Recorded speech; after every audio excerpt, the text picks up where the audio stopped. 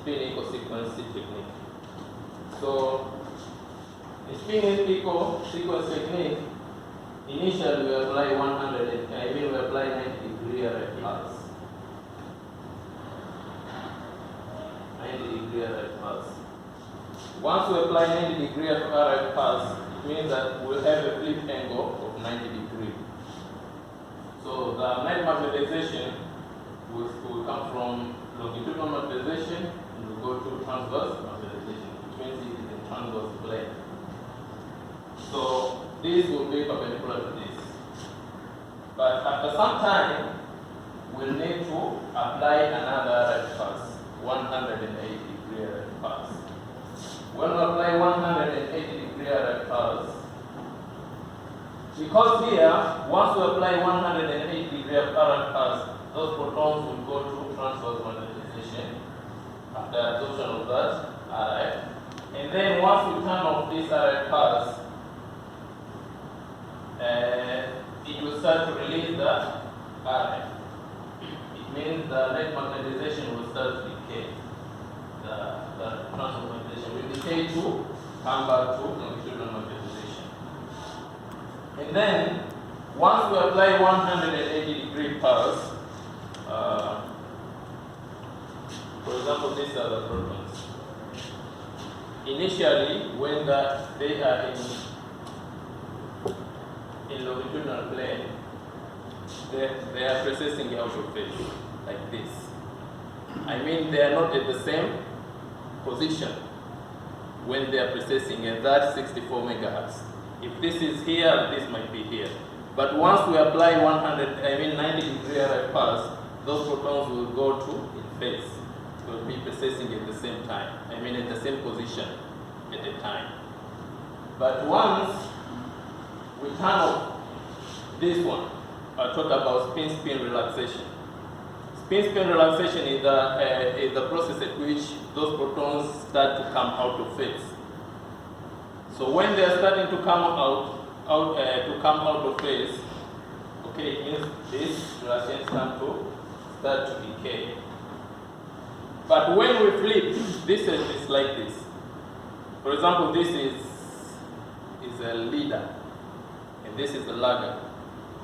Okay, when they are precessing.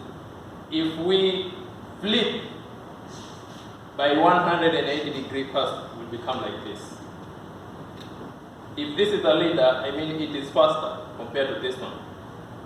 If we turn it like this, and this was the leader, okay? This was the leader initially. But when we flip by 180-degree pulse, the leader will become the lagger, and the lagger will become the leader. But this is faster than this. We'll tend to approach the lagger. It would be like we have a turtle and what? Which one is faster than? Okay. And the rabbit. If we have if we have a rabbit and a turtle, and they have a race competition, maybe of course the rabbit will be faster than the turtle. But once they reach at some point, you ask them to turn by 180 degrees. The turtle will become the leader, and the rabbit will be the last. But because the rabbit is faster than the turtle, the rabbit, of course, after some time, before the turtle reaches the final position, it will reach the. And this is how the equals occur. One will apply 180-degree pulse. Those pins start to go again in phase, which means the turtle will reach the rabbit will reach the turtle again. That's where the in phase position occurs. But after some time, the rabbit will become the leader again. It will start to decay. This is where the equals occur. This is what we call equal time. Time to equal, where the equals occur. So the flip angle is what I just talked about. It can be 180-degree pulse or 90-degree pulse. And the relaxation Here I was talking about T2 relaxation, or we call it flip interaction or flip relaxation. We also have spin relaxation. We also have spin lattice relaxation. The spin relaxation is also called the T2 relaxation. And the spin lattice relaxation is also T1 relaxation. We have two types of relaxation. And these relaxations occur simultaneously but independently. Okay?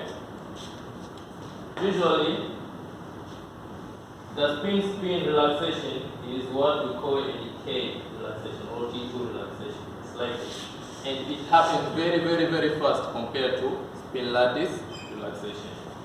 Spin lattice relaxation is the process in which we regain back the longitudinal magnetization. This is the process at which the transverse magnetization decays. And this is the process at which the longitudinal magnetization recovers.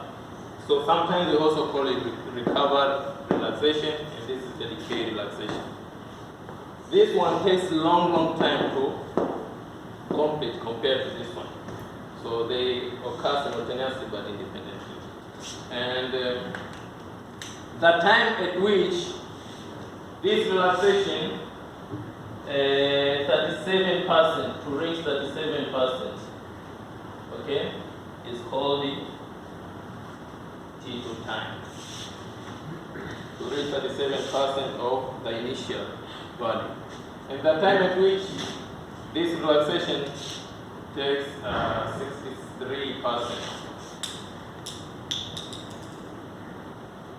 to recover is called the T1 constant. These are the time constants.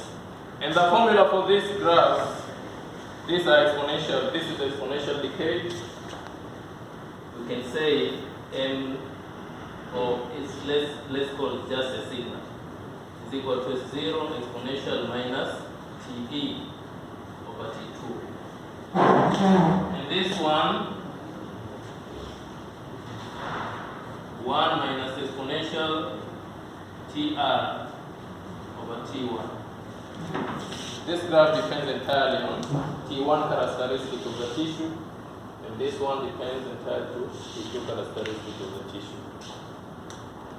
And the T2 characteristic of the tissue, it will of course it will depend on the different types of tissue. Every type of tissue has different value of T2. And when we apply TE value or TE time, equal time, for example, if we apply, can I have another? Yeah, sure. Color.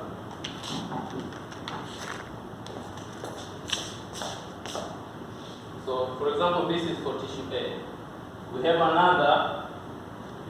Of course, once the excitation occurs, when the relaxations start to occur, it depends where that proton or hydrogen proton is. If that proton is in the water, or it is in the fat, or it depends in which molecule that proton is. The time it will take for that relaxation to occur will be different to different tissues. So in some tissues, that relaxation occurs very fast compared to other tissues. So it will depend on this graph. So if for another tissue, it will take longer, okay, for the relaxation to complete. Of course, it will have a longer T2 value here for the same percentage, but T2 is longer. But the time TE is where we always, when we apply to take that image, or when we apply, at what time we want to receive our signal. It's called T2. So if I want to receive the signal at this position, of course I will need to apply T2 here. TE I mean. So this is the contrast. This is the different values of signal. Because this takes longer time to recover, to decay compared to this. So this will be our contrast value. This have high amplitude compared to this, which means this will be seen brighter in the image compared to this one. Okay, this is tissue A and this is tissue B. Yesterday we were talking about